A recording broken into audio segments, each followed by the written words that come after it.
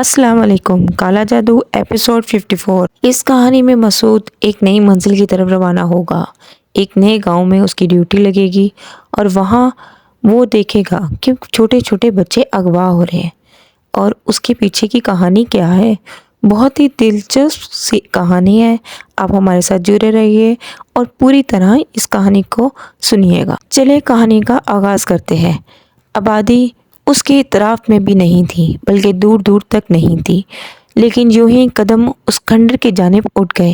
نہ جانے کون سی جگہ ہے، کبھی یہاں کچھ ہوگا، اب کچھ نہیں تھا۔ لال رنگ کی اینٹوں کے ڈھیر ادھر ادھر بکھرے ہوئے تھے۔ بہت سی جگہ صاف بھی تھی۔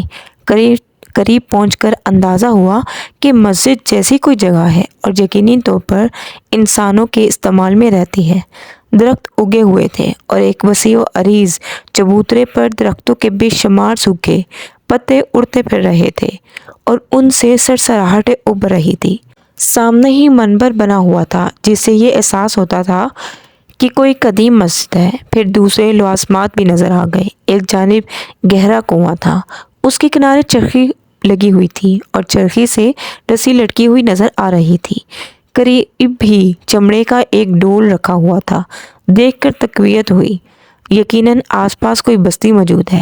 رات کی تاریکی میں جب روشنیاں ہوں گی تو بستی نظر آ جائے گی، لیکن مجھے کسی بستی سے بھی کوئی غرض نہیں تھی۔ دل میں کچھ خیالات جاگے۔ کنویں کے نزدیک پہنچا اور جھک کر کنویں میں جھانکنے لگا۔ اندھیرے کے سوا کچھ نظر نہیں آیا تھا، لیکن رسی کا ڈھیر بتاتا تھا کہ کنواں کافی گہرا ہے۔ پیر توڑ ڈول پانی میں ڈالا اور اس کے بعد تھوڑا سا پانی نکال لیا۔ سامنے ہی ایک ایسی جگہ بنی ہوئی تھی جہاں نمازیوں کو پانی کی ضرورت ہوتی ہے۔ مٹی کے لوٹے قطار سے رکھے ہوئے تھے۔ بس جی میں سما گئی۔ بہت سا پانی نکالا اور اس جگہ کو بھر دیا۔ لوٹے دھو کر کرینے سے رکھے اور اس کے بعد صحن کی مسجد کی جانب متوجہ ہو گیا۔ جھاڑو موجود نہیں تھا۔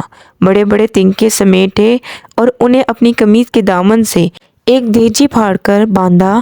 پھر صحن مسجد سے سوکھے ہوئے پتے صاف کرنے میں مصروف ہو گیا اور اس کام میں سورج بالکل چھپ گیا۔ مسجد کا فرش صاف ہو چکا تھا۔ پتے سمیٹ کر ایک جگہ جمع کر دیے گئے تھے۔ کچھ ایسا سکون ملا اس کام میں کہ ذہن بھی بٹ گیا اور دل بھی مسرور رہا۔ پھر اچانک ہی مسجد کی چھت کی بلندیوں پر سے اللہ اکبر کی صدا ابھری اور پہلی ہی آواز پہ میرا منہ حیرت سے کھل گیا۔ میں نے کسی کو مسجد کی جانب آتے ہوئے نہیں دیکھا تھا۔ یہاں ویسے بھی کئی گھنٹے گزر چکے تھے۔ اگر مؤذن مسجد ہی کہ کسی حصے میں رہتا ہوگا تو کم سے کم مجھے اس کی آہٹیں تو سنائی دینی چاہیے تھی۔ اذان کہی گئی، لیکن اس کے بعد بھی دیر تک مؤذن کی بلندی سے اترنے کا انتظار کرتا رہا، لیکن مؤذن کے قدموں کی چاپ نہ سنائی دی۔ وضو کیا اور ابھی وضو سے فراغت ہی ہوئی تھی کہ مجھے انسانوں کے بولنے کی آوازیں سنائی دینے لگی۔ پھر میں نے نمازیوں کو چبوترے پر چڑھ کر آتے ہوئے دیکھا اور اطمینان ہو گیا کہ جو کچھ میں نے کیا وہ میرا مناسب فرض تھا۔ صفیں درست ہونے لگی۔ لوگ بیٹھ گئے، وہ آپس میں مدم مدم گفتگو کر رہے تھے۔ میں نے سوچا کہ نماز کے بعد کسی سے قریب کی بستی کے بارے میں پوچھوں گا اور اگر بستی زیادہ دور نہیں ہوئی تو وہیں چلا جاؤں گا۔ کچھ دیر کے بعد نماز شروع ہو گئی اور امام صاحب منبر کے سامنے کھڑے ہو گئے۔ صفیں بندھ گئی اور نماز شروع ہو گئی۔ نماز سے فراغت ہوئی اور نمازی واپس جانے لگے۔ میں کسی ایسے شخص کو تلاش کرنے لگا جسے بستی کے بارے میں معلوم کروں۔ اسی وقت عقب سے آواز ابھری، مسعود میاں! میرا دل اچھل کر حلق میں آ گیا۔ یہاں کون ہے جو میرا شناسا ہے؟ سفید لباس میں ملبوس ایک نورانی شخصیت مجھے مخاطب کر رہی تھی۔ اس نے اشارے سے مجھے قریب بلایا اور میں آگے بڑھ کر اس کے پاس پہنچ گیا۔ انہیں متوجہ نہ کرو، بزرگ نے کہا۔ میں نے کہنا چاہا اور انہوں نے ہاتھ اٹھا کر مجھے روک دیا۔ ہاں علم ہے، لیکن آبادی بہت دور ہے۔ جی میں ششدر رہ گیا۔ میں نے زبان سے پوری بات بھی نہیں ادا کی تھی اور وہ سمجھ گئے تھے۔ نمازیوں کو چلا جانے دو، پھر بات کریں گے۔ آؤ ادھر آ جاؤ۔ اس ہستی نے اشارہ کیا اور میں ان کے پیچھے چلنے لگا۔ وہ مجھے مسجد کے مشرقی گوشے میں لے آئے۔ یہاں پتھر کی ایک صاف ستھری چوکی نظر آئی۔ انہوں نے مجھے بیٹھنے کا اشارہ کیا اور میں پتھر کی سیل پر بیٹھ گیا۔ بزرگ میرے سامنے بیٹھ گئے، پھر بولے، ہمارا نام جلال حسین ہے، آپ مجھے جانتے ہیں؟ میں نے کہا ہاں جانتے ہیں، مگر میں آپ سے پہلے نہیں ملا، بہت سے لوگوں سے نہیں ملتے، پھر آپ مجھے کیسے جانتے ہیں؟ میاں یہ بات ہمارے سینے میں رہنے دو، بہتر ہے، میں نے ادب سے کہا۔ نمازی ایک ایک مسجد سے باہر نکل گئے، میں انہیں دیکھتا رہا، پھر اچانک مجھے خیال آیا۔ میں نے کہا آپ نے فرمایا کہ وادی بہت دور ہے، انسانوں کی وادی یہاں سے 60-70 کوس ہے، مگر یہ نمازی، یہ دوسرے بندے خدا ہے۔ چلو کھانا کھا لو۔ کھانا آ گیا۔ جلال حسین نے 2 آدمیوں کو دیکھ کر کہا جو ہاتھوں میں سینیاں اٹھائے قریب آ گئے تھے۔ ایک نے کپڑے کا دسترخوان بچھایا، دوسرے نے سینی اس پر رکھ دی، پانی کا کٹورا اور سرائی بھی قریب رکھ دی گئی۔ سینی سے بھاپ اٹھ رہی تھی اور اس بھاپ کے ساتھ چاولوں کی خوشبو شامل تھی۔ موتی کی طرح بکھرے چاولوں کا انتہائی خوشبودار پلاؤ تھا۔ جلال حسین نے کہا چلو میاں بسم اللہ کرو، اول تمام بعد کلام۔ کچھ کہنے کی گنجائش نہیں تھی۔ جلال حسین بھی میرے ساتھ اسی سینی میں شریک ہو گئے۔ کھانے کی لذت الفاظ میں بیان نہیں کی جا سکتی تھی، تاہم اعتدال سے کام لیا۔ ہاتھ روکا تو جلال صاحب مزید کھانے پر اصرار کرنے لگے۔ مکمل شکم سیری بے شک غیر مناسب ہے، لیکن تم بہت بھوکے ہو، کھاؤ۔ کچھ دیر کے بعد کھانے سے فراغت ہوئی۔ جلال حسین نے کہا نماز عشاء سے فراغت ہو جائے، اس کے بعد نشست رہے گی۔ آپ یہیں قیام فرماتے ہیں؟ ہاں۔ اذان آپ نے کہی تھی؟ نہیں، امیر احمد نے۔ وہ بھی یہیں رہتے ہیں؟ ہاں۔ جب میں آیا تھا تب میں نے آپ کو نہیں دیکھا تھا۔ ہاں نہ دیکھا ہوگا، آپ نے مجھے دیکھ لیا تھا۔ کیوں نہیں؟ جلال حسین مسکرائے، پھر بولے تم خانہ خدا کی خدمت میں مصروف تھے، ہم نے مداخلت نہیں کی، تھوڑی دیر چہل قدمی کر لو، ہم کچھ ضروری امور نپٹا لیں۔ وہ اٹھ گئے۔ بہتر ہے، میں نے کہا، اور جلال حسین وہاں سے چلے گئے۔ کچھ دور تک نظر آتے رہے، پھر اینٹوں کے ایک ڈھیر کے پیچھے روپوش ہو گئے۔ میں مسجد سے دور نکل آیا۔ تاریخی حشرات الارض کی سرسراہٹ، کبھی کبھی پرندوں کے پروں کی پھڑپھڑاہٹ، بڑا پر اسرار ماحول تھا۔ مجھے کچھ اندازہ ہوتا جا رہا تھا۔ جلال حسین کی شخصیت اور ان کے الفاظ بھی یاد آ رہے تھے۔ یہ دوسرے بندہ خدا ہیں۔ انسانوں کی آبادی یہاں سے 70-60 کوس دور ہے۔ یہ لوگ انسان نہیں تھے، جنات تھے یقیناً۔ بدن میں پھڑپھڑائیاں اٹھنے لگی، ایک سخت احساس پورے وجود میں دوڑ گیا۔ کیا جلال الدین بھی جن ہیں؟ یہی لگتا تھا، لیکن مہربان تھے اور محبت سے پیش آ رہے تھے۔ چہل قدمی ہی کر رہا تھا اور عشاء کی اذان سنائی دی اور واپسی کے لیے قدم اٹھا دیے۔ عشاء کی نماز میں نمازوں کی تعداد بہت زیادہ تھی اور پورا صحن بھر گیا تھا۔ بالآخر نماز سے فراغت ہو گئی۔ اس سرخ سیل پر جا بیٹھا اور کچھ دیر کے بعد جلال حسین وہاں پہنچ گئے۔ میاں کسی شے کی حاجت تو نہیں ہے؟ الحمدللہ۔ سناؤ کیسی گزر رہی ہے؟ اللہ کا فضل ہے۔ کچھ باتیں گوشت گزار کرنا چاہتا ہوں۔ ارشاد۔ اول اپنی شناخت سے گریز کرو۔ وضاحت کا طلبگار ہوں۔ اب تمہیں اس کمبل کی ضرورت نہیں ہے۔ رہنمائی کرنے والی ذات الہی ہے۔ اللہ کا کلام سینے میں ہو تو سب کچھ مل جاتا ہے۔ اس کی رہنمائی طلب کرو۔ یہ کھیل شناخت بنے گا تو خود نمائی کے زمرے میں آ جاؤ گے۔ اسے خود سے دور کرو تو اعتماد پیدا ہوگا۔ جی، میں نے آہستہ سے کہا۔ دل میں وسوسہ نہ لاؤ، اعتماد سے بڑی نعمت اور کوئی نہیں ہوتی۔ درست فرمایا۔ یہ 4 روپے رکھ لو، ضروریات پوری کریں گے، تمہارا وظیفہ مقرر کر دیا گیا ہے۔ جلال حسین نے 4 روپے میرے ہاتھ پر رکھ دیے۔ رزق حلال ہوگا، عطیہ ہے، اس وقت تک ملے گا جب تک ضرورت ہوگی۔ بسم اللہ۔ جمال گڑھی چلے جاؤ، ادھر سے بلاوا ہے، راستے کی نشاندہی کر دے۔ ہاں، بس سیدھے چلے جانا، مگر صبح سفر کا آغاز کرنا۔ اب آرام سے سو جاؤ۔ اچھا، اب ہم بھی چلتے ہیں، فی امان اللہ، جلال حسین نے کہا اور سلام کر کے وہاں سے چلے گئے۔ میں بہت دیر تک پتھر کی سیل پر پالتی مارے بیٹھا رہا۔ جلال حسین کی باتوں پر غور کر رہا تھا۔ بہت فرت بخش ہوا چل رہی تھی۔ وہیں لیٹ گیا اور تاروں بھرے آسمان کو دیکھتا رہا۔ دل کی وادیوں میں بہت سے پھول کھلنے لگے، یادیں ذہن میں سرسرانے لگی۔ کچھ لوگ یاد آئے اور سسکی بن گئے۔ उन यादों पर पाबंदी थी, वक्त जब तक खुद आवाज़ न दी। नींद मेहरबान हो गई, रात के आखिरी हिस्से में खुनकी हो गई थी। कई बार आंख खुली, नीम ख्वाबी की शक्ल में उन तहज्जुद गुजारों को देखा जो इबादत में मसरूफ़ थे, फिर सो गया। फजर के वक्त आंख खुल गई, अजान के आखिरी बोल सुनाई दे रहे थे, लेकिन उस वक्त सहन में बिल्कुल सन्नाटा था। मैंने वज़ू किया, इंतज़ार करता रहा, मगर कोई नहीं आया था। नमाज का वक्त हो चुका था, नियत बांध कर खड़ा हो गया। नमाज से फरागत पाई और रुख उस पत्थर की सिल की तरफ किया। वहाँ सीनी रखी हुई थी जिसमें 2 पराठे, आलू की तरकारी और चाय का प्याला रखा हुआ था, जिससे भाप उठ रही थी, और मेरा कंबल मौजूद नहीं था। एक लम्हे के लिए बदन पर लर्जा तारी हो गया। पहले ये कंबल मेरी नादानी से छीन गया था और अब वापस ले गया था, मगर उसके साथ हदायत भी की गई थी। मैंने नाश्ते पर तवज्जो दी, तमाम नाश्ता साफ़ किया। उसके बाद यहाँ रुकना मुनासिब नहीं था, चनाचा वहाँ से सीध इख्तियार की ओर चल पड़ा। 3 दिन और रात के कई घंटे के सफ़र के बाद एक आबादी नज़र आई। उस वक्त भी सुबह के कोई 5 बजे थे। मैं रात ही इधर चल पड़ा था। जब रात की स्याहियाँ ख़त्म हुई तो मुझे दरख्त, खेत और उनसे भरे टिमटिमाते चिराग नज़र आए थे, जिनसे आबादी के करीब आने का एहसास हुआ था। आबादी के पहले दरख्त के पास रुक गया। कुछ फासले पर एक टिंट मंड दरख्त पर कई गिद्ध बैठे हुए थे। मुझे देखकर उन्होंने फड़फड़ाए और उनमें से एक गिद्ध भयानक आवाज़ के साथ फड़फड़ाता हुआ उड़ गया, जैसे किसी को उसकी आमद के बारे में इत्तला देने गया हो। नमाज का वक्त निकला जा रहा था, चनाचा दरख्त के तने की आड़ में मैंने एक साफ जगह तलाश करके नमाज की पढ़ी और दरूद शरीफ का वजीफ़ा करने लगा।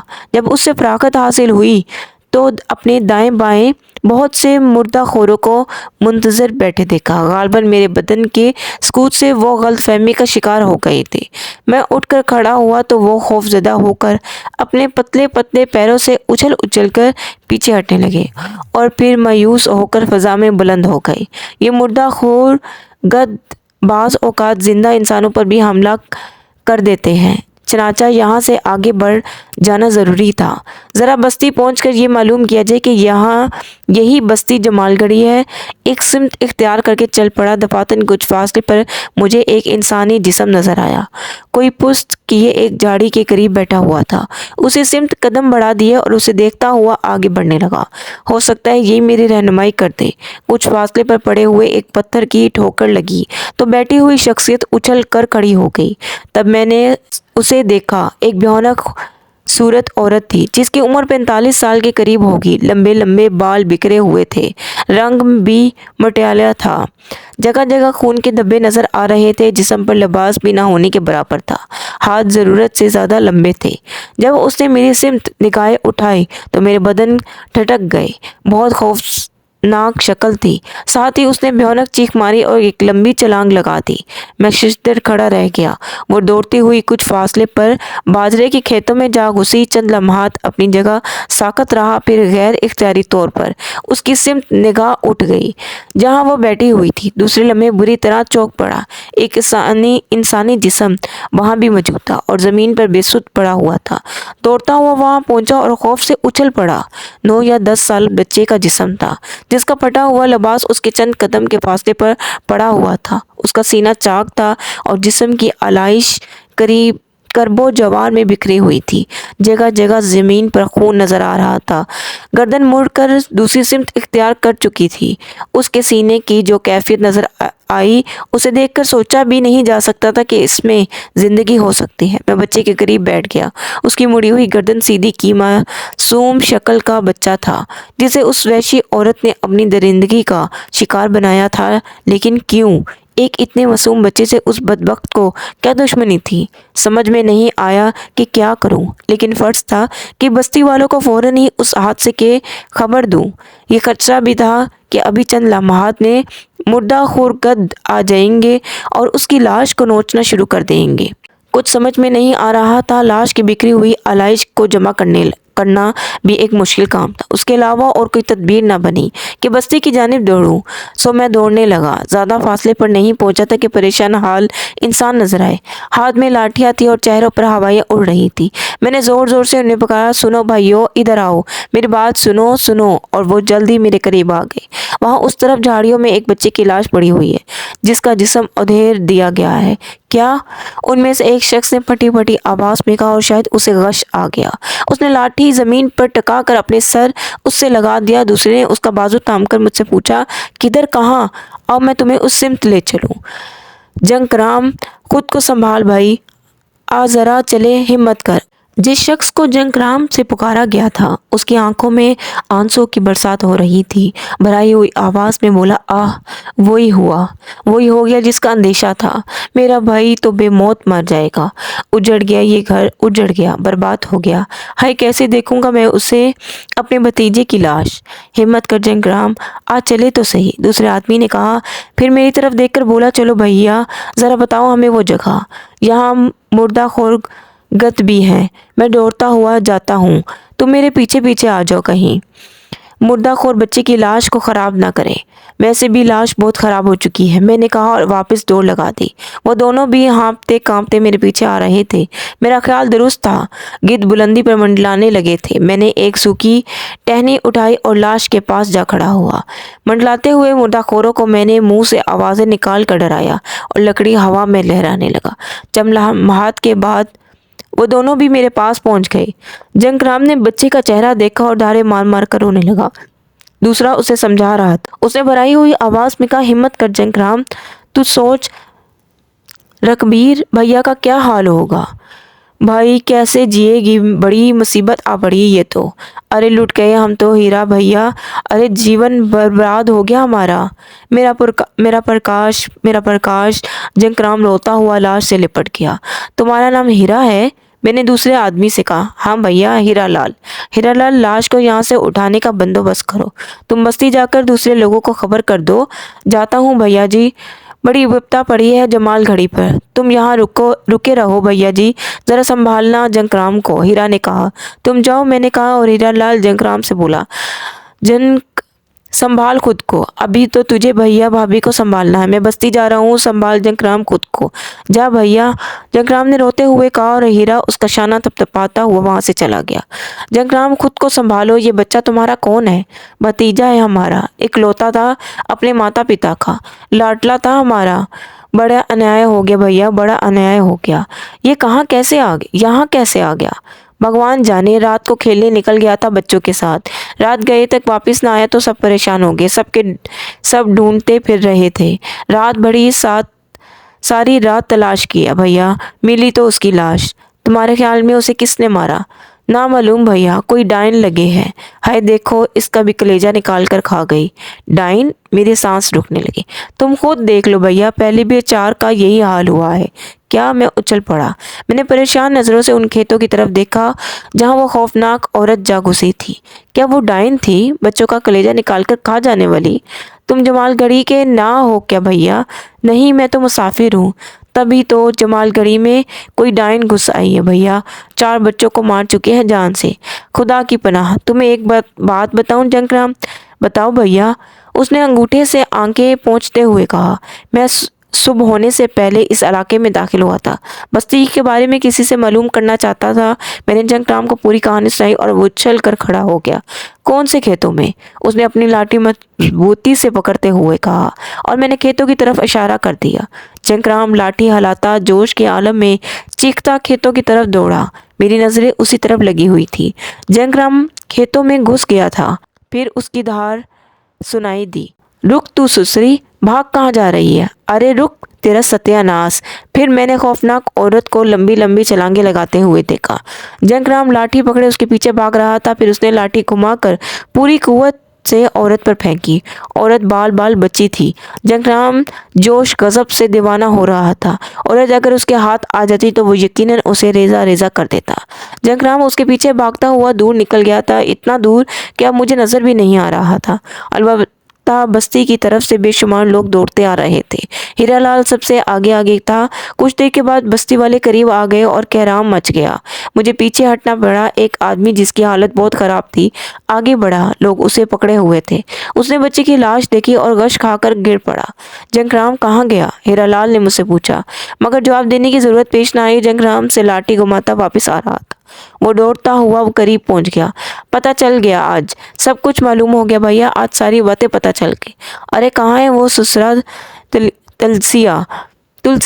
کہاں چھپا ہے؟ ارے سامنے۔ تلسیا نے کیا کر دیا جنگرام؟ کسی نے پوچھا۔ ڈائن پتہ چل گئی رمبھا چاچا، ڈائن پتہ چل گئی۔ کون ہے وہ؟ بہت سی آوازیں ابھری۔ بھاگ بھری، ارے وہی سسری بھاگ بھری، خون سے رنگی ہوئی تھی کمینی۔ ارے آنکھوں سے دیکھ لیا اپنی۔ بھاگ بھری؟ باولی بھاگ بھری؟ بنی ہوئی باولی ہے بھیا، آج دیکھ لیا آنکھوں سے۔ ارے جائے گی کہاں؟ کئی دیے بجھائے اس نے، پوت کہاں چھپا ہوا ہے اس کا؟ ارے دیکھ لیے اپنی میاں کے کرتوت۔ جنگرام کا سانس پھول رہا تھا۔ پھر اس نے لاش کے پاس بے ہوش پڑے ہوئے شخص کو دیکھا اور پھر دہاڑے مارنے لگا۔ ارے بھیا، ہمارا چراغ بھاگ بھری نے بجھا دیا۔ وہی ڈائن ہے بڑے بھیا، ہم نے اپنی آنکھوں سے دیکھ لیا۔ کچھ بتاؤ تو صحیح جنگرام۔ سب ڈھونڈ رہے تھے پرکاش کو، مسافر نے خبر دی۔ ہم نے لاش دیکھی، ہیرا خبر کرنے لگا۔ مسافر دوسری بستی کا ہے، اس نے بتایا کہ اس نے ڈائن کو کلیجہ چباتے ہوئے دیکھا ہے۔ وہ کھیتوں میں چھپی ہوئی ہے۔ ارے ہم دوڑے کھیتوں میں، وہاں چھپی ملی بھاگ بھری، ہمیں دیکھ کر نکل بھاگی، خون میں رنگی ہوئی تھی۔ سسری نکل گئی، مگر جائے گی کہاں؟ ارے نہ جانے دیں گے سسری کو۔ سب سکتے کے عالم میں سن رہے تھے اور میرا دل عجیب سا ہو رہا تھا۔ کیا ہے یہ سب کچھ؟ مگر کچھ تھا، ضرور کچھ تھا، مجھے یہاں بھیجا گیا تھا، یقیناً اس کا کوئی مقصد ہوگا، یقیناً۔ میں نے اس عورت کو دیکھا، صورت واقعی خوفناک تھی۔ میں نے خود اس کے چہرے پر خون کے دھبے دیکھے تھے، مگر وہ ڈائن تھی اور پہلے بھی یہ بھیانک عمل کر چکی تھی۔ بچپن میں جو باتیں کہانیاں کی شکل میں سنی تھی، سبھی تو سامنے آتی جا رہی تھی۔ نہ جانے مستقبل میں اور کیا کیا دکھائے گا۔ چڑیل دیکھی تھی، پچھل پیری کا واسطہ پڑا تھا، کالی دیوی سے بھی خوب واقف ہو گیا تھا۔ ہندوؤں کے ساتھ رہن سہن کی وجہ سے ہولی دیوالی سے شناسائی ہوئی تھی۔ یہاں تو سارے قصے کہانیاں یہی تھی، بھوت پریت، سرکٹے، چڑیلیں، ان کے علاوہ اور کیا تھا؟ مگر یہ مزیدار کہانیاں جنہیں سن کر راتوں کو ڈر لگتا تھا اور ماں سے چمٹ کر سونے کو جی چاہتا تھا، آج آنکھوں کے سامنے تھی۔ آج ڈائن سے بھی ملاقات ہو گئی تھی۔ ایسی ہوتی ہے ڈائنیں۔ جنگرام رو رو کر ساری کہانی رام کہانی سنا رہا تھا اور میں یہ سوچ رہا تھا، ایک بار پھر میں نے اس مظلوم بچے کی لاش کو بغور دیکھا۔ اب صحیح اندازہ ہو رہا تھا، لوگوں کا کہنا درست تھا، اس کا اوپری جسم برہنہ تھا اور سینے کے مقام ہی سے کھلا ہوا تھا۔ دوسری علائشیں بکھری ہوئی تھی، لیکن کلیجہ موجود نہیں تھا۔ لوگ طرح طرح کی باتیں کر رہے تھے، پر وہ گئی کہاں جنگرام؟ ارے بھیا کیا بتائیں، مسافر نے کہا کھیتوں میں چھپی ہے سسری۔ ہم لٹھیا لے کر لپکے تو ہمیں دیکھ کر نکل بھاگی، اور بھیا کیا تیز دوڑی، مسافر سے پوچھ لو۔ پیروں میں پنکھے بندھے ہوئے تھے، ذرا سوچو ڈائن نہ ہوتی تو اتنی تیز بھاگتی، ہم تو پیچھا ہی نہ کر پائے۔ اور وہ جا کیسی بڑھیا بنی پھرتی ہے، ہرے رام ہمارے بھیا کے پوت کو کھا گئی۔ ارے اب کچھ کرو، بھیا کو اٹھا کر لے چلو، دیکھو تو صحیح کہیں دل کی دھڑکنیں بند تو نہیں ہو گئی۔ ارے بھیا، ہمارے بڑے بھیا، ارے رکبیر بھیا۔ ہاں چلو، ارے چلو، چادر بچھاؤ، پرکاش کو اس میں ڈالو، اب تو اس سنسار سے چلا ہی گیا ہے، ساری باتیں کر لو۔ پرنت جسے جانا تھا وہ تو جا چکا۔ بہت سے لوگ مل کر لاش کی علائش سمیٹنے لگے اور اس کے بعد بچے کے جسم کو اٹھا کر چادر پر لٹا دیا گیا۔ وہ اپنے عقیدے کے مطابق مقدس اشکوش پڑھ رہے تھے۔ چند لوگوں نے رکبیر رام کو سنبھال کر ہاتھوں پر اٹھایا اور پھر یہ سارا قافلہ آبادی کی جانب چل پڑا۔ میں بھی ان کے پیچھے پیچھے چل رہا تھا اور ان کی باتیں سن رہا تھا، لیکن بہت ہی کم باتیں سمجھ میں آ رہی تھی۔ جمال گڑھی کا نام لیا جا چکا تھا، اس لیے اب اس میں کوئی شبہ نہیں تھا کہ جس بستی کی جانب میں جا رہا ہوں وہ جمال گڑھی ہے، جہاں جانے کی مجھے ہدایت کی گئی تھی۔ تھوڑا بہت اندازہ ہو رہا تھا کہ شاید یہی کام میرے سپرد کیا گیا ہے۔ وہ تمام باتیں ذہن میں محفوظ تھی جو بتائی گئی تھی۔ مجھ سے خود اعتماد کرنے کو کہا گیا تھا اور وہ عطیہ واپس لے لیا گیا تھا جو میرے لیے بڑی تقویت کا باعث تھا، لیکن دل کو اعتماد تھا کہ میری امداد سے گریز نہیں کیا جائے گا۔ میں کون سا عالم تھا کہ ہر مرض کی دوا میرے پاس ہوتی، بس یہ ایک امتحانی منزل تھی جسے بازو پکڑ کر گزارا جا رہا تھا۔ دل میں یہی دعا تھی کہ اللہ مجھے اس منزل تک پہنچا دے جو میرے لیے متعین کی گئی ہے۔ بڑی ہمت اور بڑے صبر سے اپنے فرض کی جا آوری کر رہا تھا اور کہیں بھی سرکشی ذہن میں نہیں ابھری تھی۔ اپنے یاد آتے تو زبان کو دانتوں میں دبا لیتا، اپنے جسم کو نوچنے لگتا کہ یادیں پیچھا چھوڑ دے، کہیں ایسا نہ ہو کہ بات ناگواری کی منزل میں پہنچ جائے اور ایک بار پھر مصائب کا شکار ہو جاؤں۔ اپنے طور پر جس حد تک ممکن ہو رہا تھا ان ہدایت پر عمل ہو رہا تھا۔ بستی کا سفر انہی خیالات میں کٹ گیا۔ میں بھی لوگوں کے ساتھ ہی جنگرام کے گھر کے دروازے پر پہنچا تھا اور اس کے بعد وہاں جو کچھ ہونے لگا تھا وہاں رکنا میرے لیے بیکار سی بات تھی۔ لوگ جنگرام کے گھر دروازے کے باہر جمع ہو گئے تھے۔ اندر سے رونے پیٹنے کی آوازیں بلند ہو رہی تھی۔ ان آوازوں میں عورتوں کا شور بھی تھا، مردوں کی آوازیں بھی تھی۔ میں وہاں سے واپس پلٹا، تقریباً ساری بستی والوں کو اس واقعے کی خبر ہو گئی تھی۔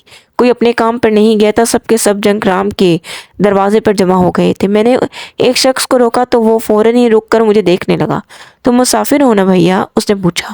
ہاں بھائی، یہ بستی جمال گڑھی ہے نا؟ ہاں بھیا یہی ہے۔ یہاں کوئی ایسی جگہ مل سکتی ہے بھیا جی جہاں میں کچھ وقت قیام کر سکوں؟ دھرم شالہ موجود ہے، پنڈت رام نارائن کے پاس چلے جاؤ۔ ارے ہاں، یہ تو بتاؤ ہندو ہو یا مسلمان؟ مسلمان ہوں، میں نے جواب دیا۔ تو پھر مسجد میں چلے جاؤ، یا سنو، وہ سیدھے ہاتھ جا کر جب الٹے ہاتھ کو موڑو گے تو تلسیا کا گھر نظر آئے گا تمہیں۔ اللہ دین بھٹیارے کی سرائے اسی کے سامنے ہے، وہاں تمہیں رہنے کی جگہ مل جائے گی۔ مسجد تو ابھی نامکمل ہے، دوبارہ بن رہی ہے، سارا سامان پڑا ہوا ہے، وہاں کہاں ٹھہرو گے؟ بہت بہت شکریہ، میں نے جواب دیا اور اس شخص کے بتائے ہوئے پتے پر چل پڑا۔ اللہ دین بھٹیارے کی سرائے شاید اس بستی کی واحد سرائے تھی۔ کچا احاطہ بنا ہوا تھا اور اس میں کچھ کمرے نظر آ رہے تھے۔ ایک سمت تندور لگا ہوا تھا جس کے کنارے بنی ہوئی بھٹیوں میں آگ سلگ رہی تھی، مگر کوئی موجود نہیں تھا۔ البتہ زیادہ دیر نہ گزری کہ 10-12 کے ایک لڑکے نے اندر سے گردن نکال کر جھانکا اور پھر واپس اندر گھس گیا۔ میں نے زور زور سے آوازیں دی تو ایک درمیانی عمر کی عورت باہر نکل آئی۔ موٹی تازی تھی، شلوار قمیض پہنے دوپٹہ اوڑھے ہوئے مسلمان عورت معلوم ہوتی تھی۔ میں نے اسے سلام کیا تو عجیب سی نظروں سے مجھے دیکھنے لگی، پھر بولی، کیا بات ہے؟ اللہ دین بھٹیارے کی سرائے یہی ہے نا؟ ہاں یہی ہے، مگر تو کون ہے بھیا؟ اللہ دین کہاں ہے؟ ارے بس نکل کھڑا ہے تماشا دیکھنے کے لیے۔ ساری ہنڈیاں جلا کر خاک کر دی، پورا کا پورا 3 سیر گوشت تھا۔ مگر تو کون ہے بھیا؟ مسافر ہوں بہن، اس سرائے میں ٹھہرنا چاہتا ہوں۔ ارے کلو تیرا ستیہ ناس، کہاں مر گیا؟ ارے باہر نکل، اماں تو ہی نے تو منع کر دیا تھا کہ باہر نہ نکلوں، ڈائن کھا جائے گی، لڑکے نے کہا۔ ارے ڈائن کے بچے، باہر دیکھ، مسافر آیا ہے، عورت نے کہا، اور وہی لڑکا جو مجھے جھانک کر اندر گھس گیا تھا باہر نکل آیا۔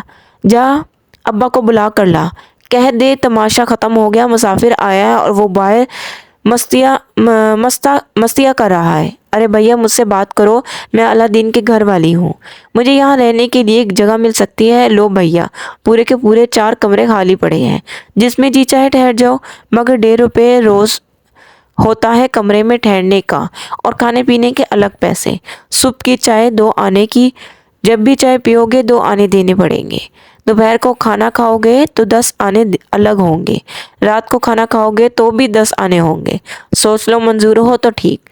میری جیب میں 4 روپے موجود تھے جو مجھے وظیفے کے طور پر عطا کیے گئے تھے۔ میں نے ایک بار پھر سے یہ پیسے دیکھے اور 3 روپے نکال کر خاتون کو دے دیے۔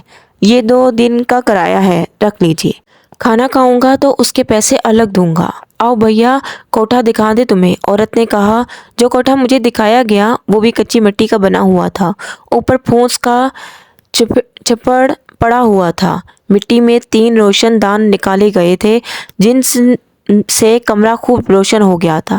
ایک طرف بانوں سے بنی ہوئی چارپائی پڑی تھی، دوسری جانب ایک گرونچی جس پر مٹکا، پانی نکلنے کا ڈونگا اور گلاس رکھا ہوا تھا۔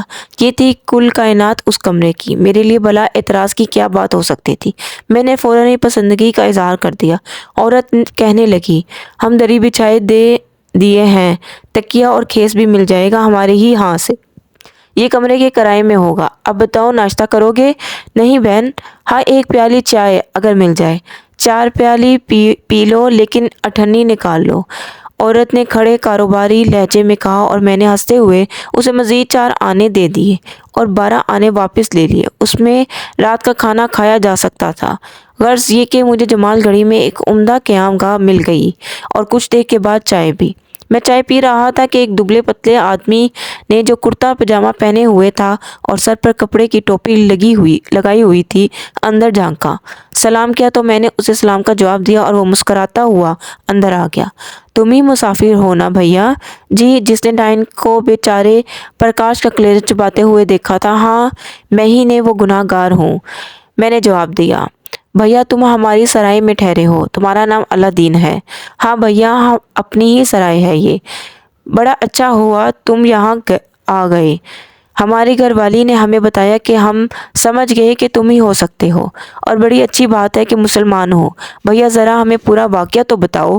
وہ بڑی اطمینان سے زمین پر پالتی مار کر بیٹھ گیا۔ بہت افسوسناک واقعہ ہے اللہ دین، اب بتاؤ۔ میں تمہیں کیا بتاؤں؟ میں تمہیں جو کچھ تم نے باہر سے سنا ہے بس اتنا ہی ہے۔ ارے زبیدہ زبیدہ ارے اندر آ، میں نے کہا تھا نا تجھ سے وہی مسافر بھیا ہے جنہوں نے ڈائن کو دیکھا ہے۔ اللہ دین نے بیگم صاحبہ کی بھی طلب کر لیا اور بیگم صاحبہ دوڑتی ہوئی اندر آ گئی۔ ارے میرے اوپر نہ گریو، اللہ دین کی ایک طرف کھسکاتا ہوا بولا۔ اس میں کوئی شک نہیں تھا کہ بیگم اللہ دین کے مقابلے میں بہت کمزور تھا۔ بیگم صاحبہ ہانپتے ہوئے کہنے لگی، وہی ہیں تو اور کیا؟ میں نے کہا تھا نا تجھ سے کہ بستی میں ایک ہی مسافر داخل ہوا ہے، ہو سکتا ہے یہ وہی مسافر بھیا ہو۔ محترمہ بھی پھسکرا مار کر بیٹھ گئی اور بولی، بھیا تم نے اپنی آنکھوں سے دیکھا تھا، یقین نہ آوے ہمیں۔ ارے چھوڑ، یقین نہ آوے ہے تجھے، بستی والے مار کر برکس نکال دیں گے تیرا۔ سب غصے سے بھرے ہوئے ہیں۔ اب بیچارے تلسیہ کی شامت آ گئی۔ بھٹیارے نے کہا، میں ان دونوں کو بغور دیکھ رہا تھا۔ میں نے کہا، مگر یہ بھاگ بری کون ہے؟ ارے بھیا پہلے تو ہمیں قصہ تو سناؤ، بعد میں بتا دیں گے بھاگ بری کون ہے، اللہ دین نے کہا۔ قصہ بس یہی تھا بھائی اللہ دین کہ میں ایک دوسری بستی سے آ رہا تھا۔ تمہاری جمال گڑھی میں کھیتوں کے کچھ فاصلے پر ایک درخت کے نیچے میں نے اس عورت کو بیٹھے ہوئے دیکھا۔ اس کی پشت میری جانب تھی، اس لیے میں یہ نہیں دیکھ سکا کہ وہ کیا کر رہی ہے۔ میرے قدموں کی چاپ سن کر وہ کھڑی ہوئی، مجھے دیکھ کر زور سے چیخی اور بھاگ کر کھیتوں میں جا گھسی۔ اس کے بعد دوسرے لوگ آ گئے، میں نے باقی واقعات ان لوگوں کو سنائے، اور اللہ دین دونوں کانوں کو ہاتھوں کی کینچی بنا کر چھونے لگا اور گالوں پر درمیانی انگلیاں مارنے لگا، جبکہ بیگم اللہ دین کا چہرہ خوف زدہ ہو گیا تھا۔ اللہ بچائے رکھے میرے کلو کو۔ ارے میں تو یہی کہتی تھی کہ ڈائن بستی میں کوئی ہے، بھلا باہر سے کہاں سے آئے گی؟ مسز اللہ دین نے کہا۔ میں ان دونوں کی احمقانہ حرکتیں دیکھتا رہا۔ دونوں ہی سیدھے سادے معصوم دیہاتی معلوم ہوتے تھے۔ اب آپ لوگ مجھے اس ڈائن کے بارے میں بتائیں۔